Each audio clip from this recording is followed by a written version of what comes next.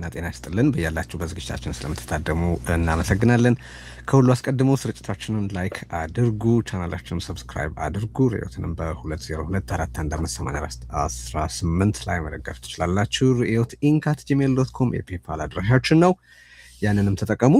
እንግዲህ በኢትዮጵያ የፖለቲካዊ ወታደራዊና ኢኮኖሚያዊ ሁኔታዎች በፍጥነት ወደ ከፋ ደረጃ መለዋወጣቸው መቀጠላቸው ብዙ ውይይት ብዙ ተዋስኦ እንዲያስፈልግ ግድ ብሏል። ሰሞኑን ደግሞ በተለየ ሁኔታ የጦርነት ስጋት በእጅጉ መናሩን እንመለከታለን እና በዚያ ዙሪያ በኢትዮጵያ በህብረተሰብ ጉዳዮች ላይ ግዳለኝ የሚል ምሁር ሁሉ መናገር አለበት ብለን እናስባለን። በዛ መሰረት ዛሬ የምንነጋገረው ከጃዋር መሐመድ ጋር ነው።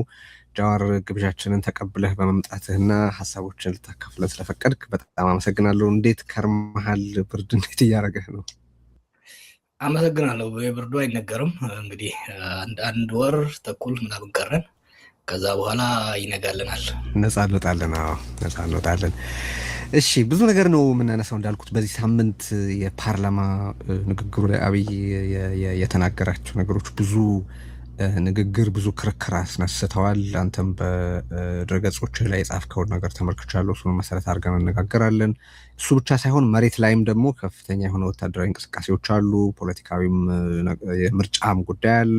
ቀጠናው ላይ ያሉት ኃይላት አስተላለፍን በተመለከተ እንነጋገራለን። ብዙ እናነሳለን። በተቻለ መጠን ጉዳዮቹን ቶሎ ለመሸፈን ጥረት እናደርጋለን እና ከፓርላማው የአብይ ንግግርን ጀምርና አብይ ከሻዕቢያ ጋር የተጣላሁት ለትግራይ ሕዝብ ተቆርቁሬ በተፈጸመው ወንጀል ተቆጭቼ ነው ብሏል። እንደሰማኸው አንተ እንደጻፍከው በአማራና በትግራይ በኦሮሚያና በሰሜን ኃይሎች በሌሎች መካከል እንደዚሁ ቅራኔ ለመፍጠር ሞክረዋል እና አሚን ሄልፕ ሚ አንደርስታንድ ምንድነው ሊያደርግ እየሞከረ ያለው እዚህ ውስጥ? ሪሊ ይሄንን ስል የሚያምነኝ ሰው አለው ብሎ ያምናል ወይስ ሌላ ያላየ ነው ስሌት አለ?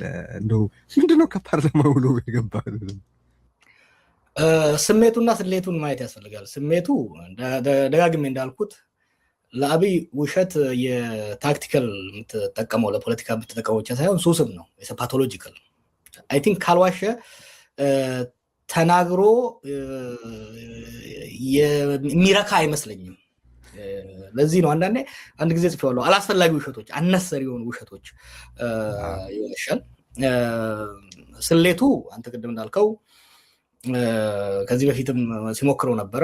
ቤዚካሊ ወደ ጦርነት የገባሁት ሻዕቢያ ኃይሎች ህዝቤን ከኒ ኢማጂን ህዝቤን ስለጨፈጨፉ በዛ ነው የተጣላ ነው ይላል። ይሄን የሚለው ኤርትራን ተጠያቂ ለማድረግ ብቻ ሳይሆን አሁን በትግራይ ኃይሎች እና በኤርትራ ኃይሎች መካከል መቀራረብ መጥቷል ብሎ ስለሚሰጋ ያንን ለማቆራረጥ ያንን በትግራይ ህዝብ ላይ የደረሰውን ቁስል በመፈቅፈቅ ቁርሾውን ለማባባስ እንዲሁም ደግሞ በትግራይ ኃይሎች እና በአማራ ኃይሎች እንዲሁም ደግሞ በኦሮሞ ኃይሎች እና በአማራ ኃይሎች መካከል ከፋፍዬ አሁንም በባሰ እያከፋፈልኩ እንዳይተባበሩ እንዳይደማመጡ በማድረግ የስልጣን እድሜን አራዝማለሁ የሚል ካልኩሌሽን ነው።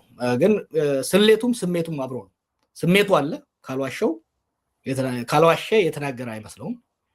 ስሌቱ ደግሞ ይነቃብኛል ብሎም አያስብም። ተመጋጋቢ ስለሆኑ ነው። ስሜቱና ስሌቱ ስለሚመጋገቡ ይነቃብልኛል ብሎም ራሱ አላመንም እና በዚሁ መካከል ምንድን ያደረገው ለረጅም ጊዜ ህዝብ የሚያውቀው እውነታ በአፉ በራሱ ላይ ምስክር ስለወጣ አትሊስት ለዛ ልናመሰግነው ይገባል። ግን ከፓርላማ ውሎ በአጠቃላይ የገባህ ምንድን ነው ያገኘኸው ነገር? በጣም ነርቨስ ነው። አሁን በጣም አጣብቂኝ ውስጥ የገባበት ጊዜ ነው። ምክንያቱ ለምን መሰለህ? አብይ ገና ወደ ስልጣን ከመጣ ጀምሮ በደንብ አንድ የረዳው የውጭ ድጋፍ ነው። የውጭ ድጋፍ፣ የኤምሬት ድጋፍ አብይ ስልጣን ኮንሶሊዴት ለማድረግ በሚያደርገው ስራ ውስጥ ከፍተኛ ሚና ነው ያደረጉለት። ከፍተኛ የወታደራዊ ድጋፍ፣ የፋይናንሻል ድጋፍ ኢንጀክት ሲያደርጉለት ነበር። ኤምሬት ይሄንን ድጋፍ ስታደርግለት ሃይ ባይ አልነበረም።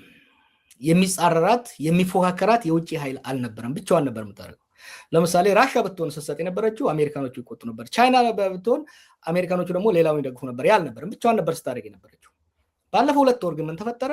ሳውዲ አረቢያና ኤምሬት በመጣላታቸው የተነሳ ሳውዲ አረቢያ አሁን አብይን ጨምቃ የያዘችው ነው።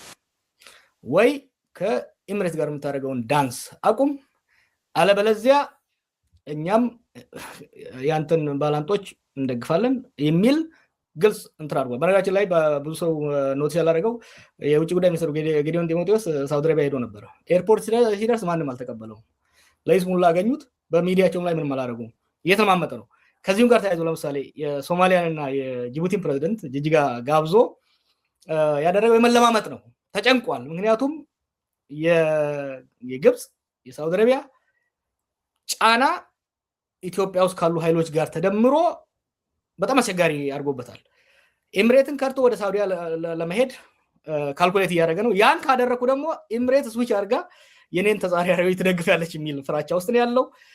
አሁን በጣም በጣም ፕሮባብሊ the most dangerous the most challenging foreign policy crisis ውስጥ የገባ ይመስለኛል። ከዚህ የተነሳ ነው ፓርላማ ውስጥ የሚያደርጋቸው ነገሮች በሙሉ ይቺን ጊዜ ለማለፍ የሚያደርጋቸው ነው። በረጋችን ላይ የእንትን ጉዳይ ትቶታል። አይተ እንደሆነ የባህር በር ጉዳይን ቀዝቀዝ አድርጎታል። ከኤርትራ ጋር የጣለው በባህር በር ሳይሆን በትግራይ ጉዳይ ነው። ይሄ ሁሉ የሚያሳይ ለምንድን ነው ለማን ነው እየተናገረ ያለው መሰለህ? የባህር በሩ ጉዳይ ለሶማሊያ እና ለጅቡቲ ነው እየተናገረ ያለው። ይሄ ሲግናሊንግ ለዶሜስቲክ ኦዲየንስም ለውጭ ኦዲየንስም። እሱ ላይ እንቀጥልና አሁን እንግዲህ በርከት ካሉ ሳምንታት በፊት በዩኤኢ ከሶማሊያም ከየመንም በደረሰባት ምት ምክንያት ማፈግፈግዋ ተመልክቷል። አሚን በቀጠናው ያላትን ቁመና መልሳ ታጤናለች ወይም ትከልሳለች የሚል ግምት የነበራቸው ነበሩ። ያም አብይ አህመድን አሚን ዩኤኢን ወክሎ ሊዋጋው ከሚፈልገው ጦርነት ትንሽ ይገታው ይሆናል የሚል ተስፋ የነበራቸው ነበሩ። አሁን እንደምናየው ግን ተቃራኒውን ይመስላል እና አሚን በሌሎች አካባቢዎች የዩኤኢ መመታት የአብይን ከረንሲ